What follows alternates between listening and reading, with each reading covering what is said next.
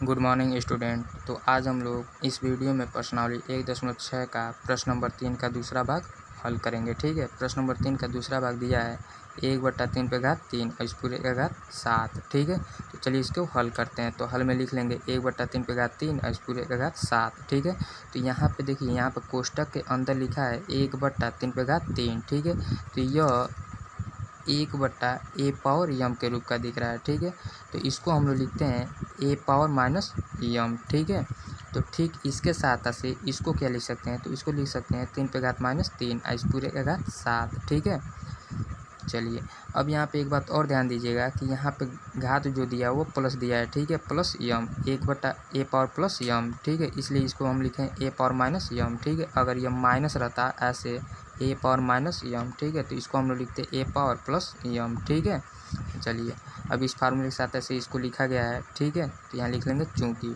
ठीक है,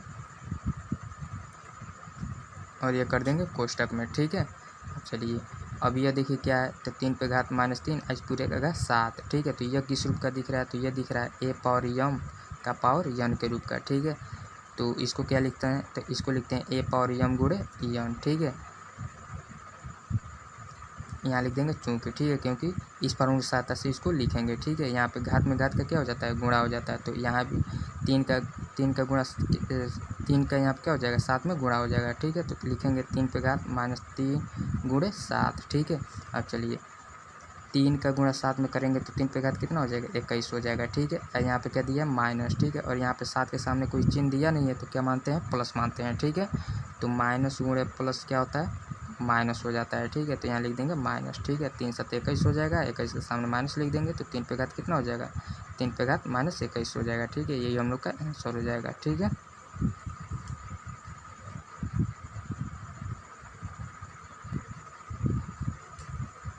अब हम लोग प्रश्न नंबर 3 का तीसरा भाग हल करेंगे। ठीक है, तीसरा भाग दिया हुआ है 11 पे घात 1/2 बट्टे 11 पे घात 1/4। ठीक है, तो चलिए इसको हल करते हैं। तो हल में लिख लेंगे 11 पे घात 1/2 और बट्टे 11 पे घात 1/4। ठीक है, अब देखिए यह जो प्रश्न है यह किस रूप का दिख रहा है, तो यह दिख रहा है a⁻m बट्टे a⁻n के रूप का। ठीक है, तो इसको हम लोग लिखते हैं a⁻m-n। ठीक है, चलिए तो इसके साथ ऐसे इसको क्या लिख सकते हैं, तो इसको लिख सकते हैं 11 पे घात 1/2 माइनस 1/4। ठीक है, चलिए यहाँ लिख लेंगे चूँकि, और यह कर देंगे कोष्टक में। क्योंकि इसी के साथ ऐसे इसको लिखा गया है। ठीक है, चलिए तो यहाँ 11 है तो 11 लिख देंगे। अब यहाँ देखिए, यहाँ 2 है, यहाँ पे 4 है, तो 2 और 4 का एलसीएम कितना हो जाएगा, 4 हो जाएगा, तो बट्टे में लिख देंगे 4। ठीक है, अब देखिए एलसीएम 4 हो गया। अब 2 से 4 में भाग देंगे, तो 2 से 4 में भाग देंगे कितना बार में कटेगा, 2 बार में, तो उसका 1 में क्या कर देंगे, गुणा कर देंगे।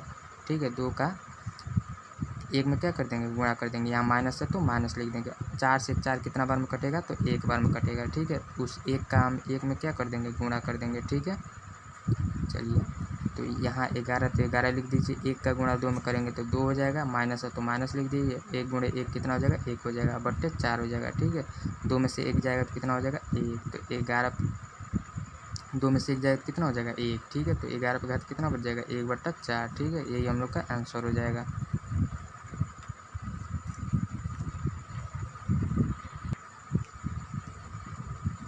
अब हम लोग प्रश्न नंबर 3 का चौथा भाग हल करेंगे। ठीक है, तो चौथा भाग दिया हुआ है 7 पे घात 1/2 इंटू 8 पे घात 1/2। ठीक है, तो चलिए इसको हल करते हैं। तो हल में लिख लेंगे 7 पे घात 1/2 इंटू 8 पे घात 1/2। ठीक है, तो यह प्रश्न किस का दिख रहा है, तो यह दिख रहा है a⁻m इंटू b⁻m। ठीक है, तो इसको हम लोग क्या लिखते हैं, तो इसको लिखते हैं a गुणे b पावर m। ठीक है, यहाँ देखिए घात बराबर होता है। ठीक है, तो आधार का आपस में गुणा कर लेते हैं। ठीक है, तो यहाँ भी घात बराबर है तो आधार का आपस में क्या कर लेंगे, गुणा कर लेंगे। तो ये हो जाएगा 7 गुणे 8 पावर 1/2। ठीक है, तो इसके साथ ऐसे इसको लिखा गया, तो यहाँ लिख लेंगे चूँकि, और ये कर देंगे कोष्टक में। ठीक है, अब देखिए 7 गुणे 8 कितना हो जाएगा, 56 हो जाएगा। ठीक है, और घात कितना हो जाएगा, 1/2। ठीक है, यही हम लोग का क्या हो जाएगा, आंसर हो जाएगा। ठीक है,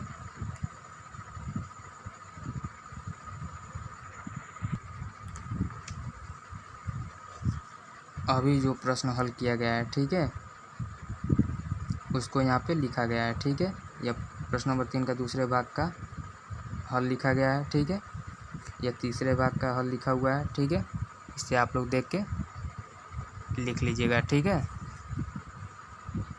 ये हमारा 11/1/4 ये आंसर हो जाएगा। प्रश्न नंबर 3 के तीसरे भाग का हल है। ठीक है, और यह चौथे भाग का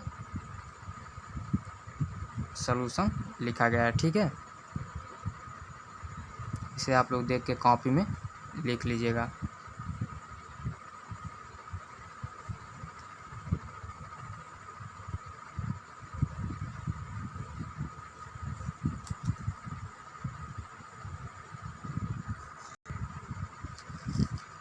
तो इसी के साथ हम लोग का प्रश्नावली 1.6 समाप्त हो जाता है। ठीक है,